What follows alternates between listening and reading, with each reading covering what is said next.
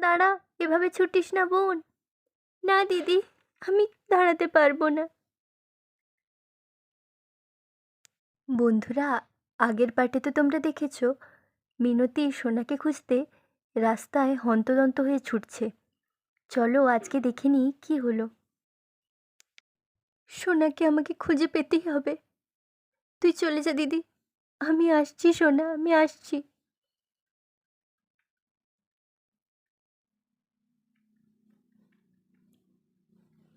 বোন দাঁড়া।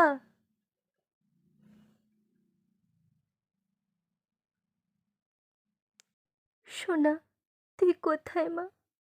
হে ভগবান, তুমি আমার সোনাকে ফিরিয়ে দাও।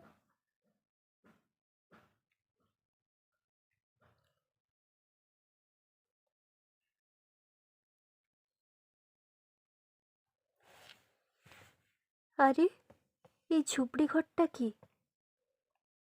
এর ভেতরে ঢুকে দেখবো একবার।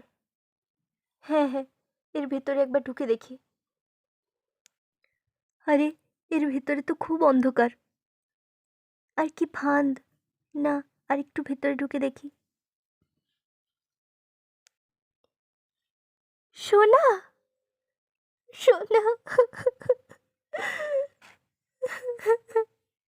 সোনা।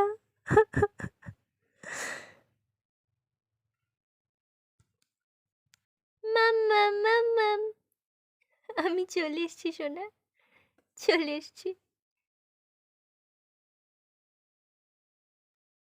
মা আমার, কেমন আছিস তুই মা? কেমন আছিস?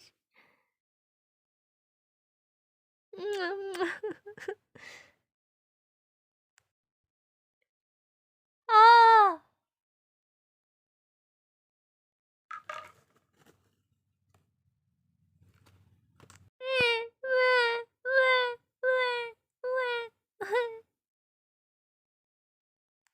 আসুন পুলিশ অফিসার, এইদিকে আসুন।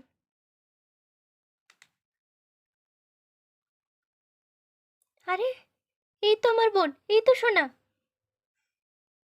ওদের কি হয়েছে? বোন, সোনা। ওরা পুরো বাড়িটাকে ভালো করে ঘিরে নাও, কেউ যেন যেতে না পারে। সোনা, আয় সোনা, আয়। মাছিমণি, সোনা মা।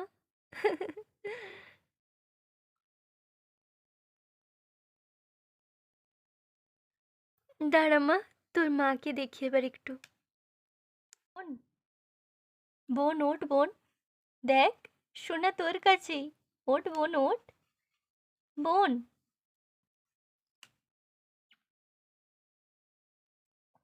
সোনা, আমার সোনা, আমার সোনা মা। আমি পেরেছি দিদি, আমি পেরেছি। হ্যাঁ বোন, তুই পেরেছিস। আমাদের সোনা এখন, আমাদের সোনা এখন আমাদের কাছে আর কোনো চিন্তা নেই। হ্যাঁ রে দিদি, আমি খুব খুশি। আর কালকে তো চিঙ্কির জন্মদিনও আছে। জন্মদিন মানে তো কেক কাটা মাম্মা।